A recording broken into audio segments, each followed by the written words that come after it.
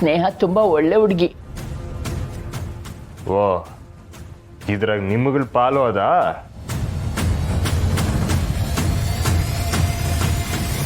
ಎಲ್ರಿಗೂ ಈ ವಿಷಯ ಮೊದಲೇ ಗೊತ್ತಿತ್ತಾ?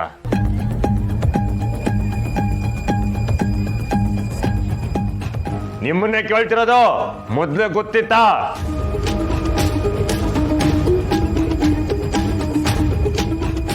ಇತ್ತೀಚೆಗೆ ಗೊತ್ತಾಯ್ತು ದೊರೆ.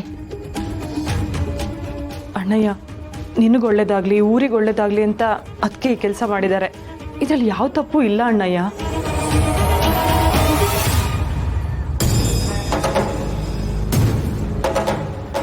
ಎಲ್ರು ಸೇರ್ಕೊಂಡೆ ನನ್ನ ಬೆನ್ನಿಗೆ ಚೂರಿ ಹಾಕ್ಬಿಟ್ಟಿದ್ದೀರಾ.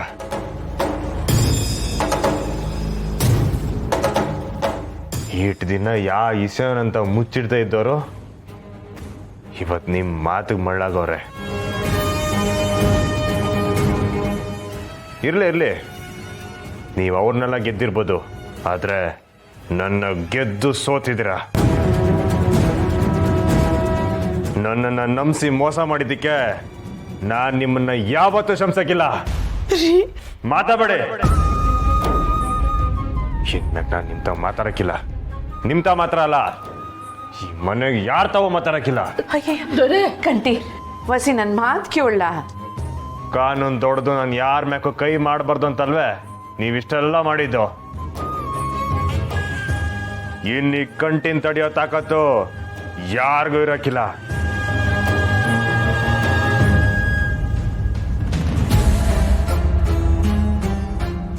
ಕಾನೂನು ಕೈ ಕಟ್ಕೊಂಡ್ ಕುಂತೈತೆ.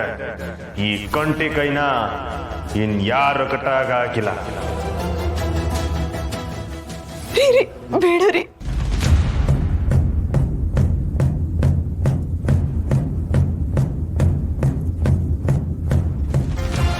ನಮ್ಮವ್ರ ಹೆಸರಲ್ಲಿ ಮಾತು ತಗೊಂಡು ಮೋಸ ಮಾಡವ್ರೆ.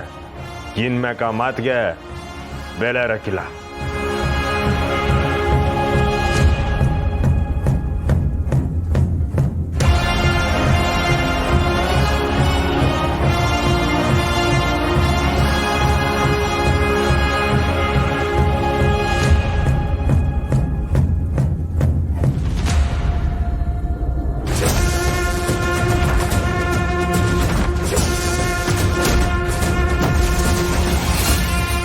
ನಿಮ್ಮ ಮ್ಯಾಗ ಇಟ್ಟಿದ್ದ ನಂಬಿಕೆನ ನೀವೇ ಕಳ್ಕೊಂಡಿದ್ದೀರ.